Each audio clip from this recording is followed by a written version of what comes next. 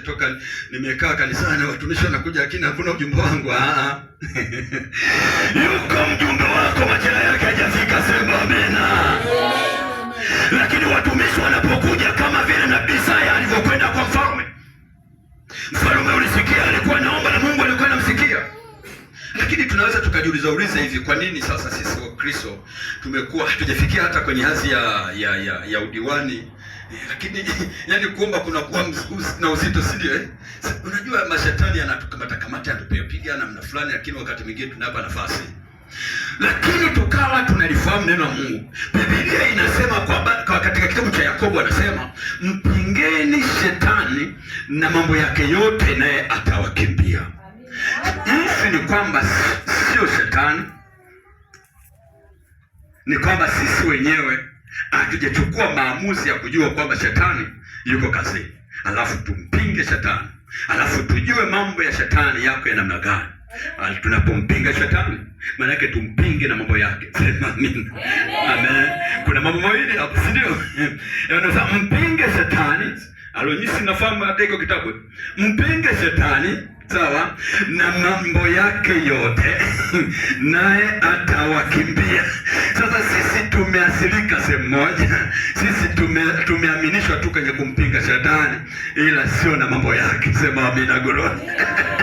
Kuna wakati utafika hauhitaji uombe, maana unatakiwa utumie akili yako. Sema amina. Ndio maana Yesu wakati ametoka mlimani siku 40 amefunga, nguvu ya maombi aliyokuwa nayo, lakini alipokutana na mjaribu tu akatumia akili yake.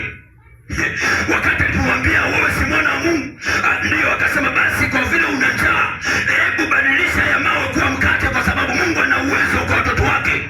Lakini Yesu akatumia akili, akasema hapana, imeandikwa kwamba mtu hataishi kwa ajili ya mkate, bali katika kila neno litokalo katika kinywa cha Bwana. Sema amen. Simeelewa?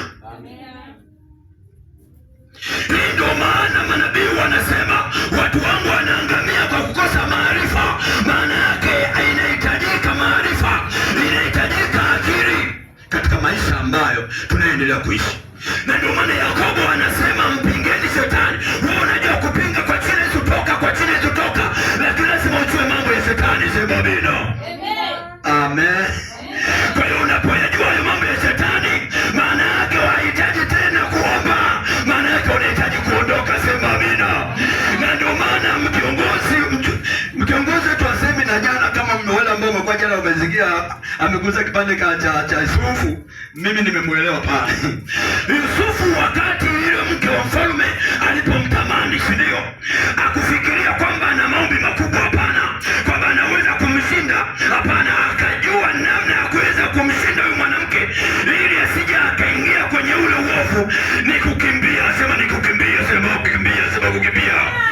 Yeye mjelewa kwamba angeweza kukaa kwa sababu ana kiwango kikubwa cha maombi, lakini akasema hapana, hapa achia mbali maombi, hapa achia mbali neno la Mungu, hapa ni kukimbia tu mwanangu. Sema amina. Yusufu amejua mambo ya shetani, ndio maana amekimbia. Amejua haya uwezo ukashinda kwa maombi. Sema amina. Anajua haya uwezo ukashinda kwa neno. Sema amina.